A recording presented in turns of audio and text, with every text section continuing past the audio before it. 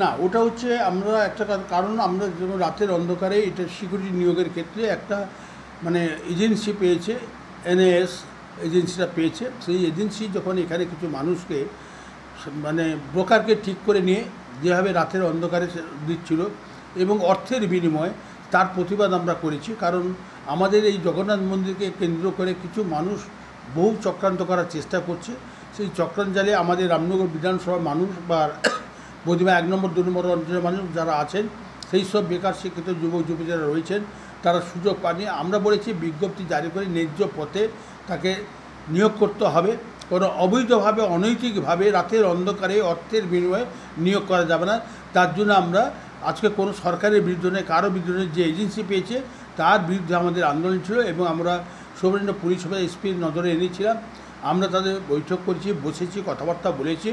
নিশ্চিত তিনি তদন্ত করে দেখবেন এবং উপযুক্ত ব্যবস্থা গ্রহণ করবেন।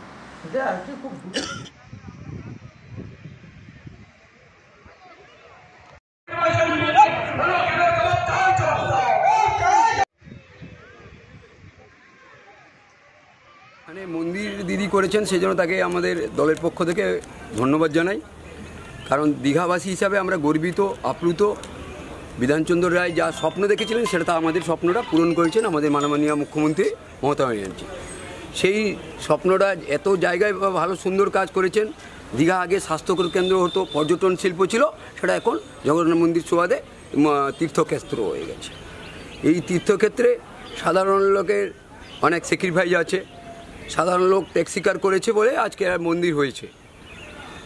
কিন্তু সেখানে যখন কোনো রিক্রুটমেন্টে যখন নিয়োগ চলছে, বহিরাগত কিছু লোক সাধারণ লোককে মানে নিকটবর্তী লোককে না জানিয়ে রাতের অন্ধকারে টাকা নিয়ে সম্পূর্ণ অবৈধভাবে নিয়োগ করে যাচ্ছে বাইরের লোকদের। সাধারণ আমাদের লোকাল লোকরা বঞ্চিত হচ্ছে। এটা আমাদের দলের পক্ষ থেকে সেই জন্য বিক্ষোভ দেখানো হয়েছে এবং দীঘা থানায় ডেপুটেশন দেওয়া হয়েছে। সেক্ষেত্রে কি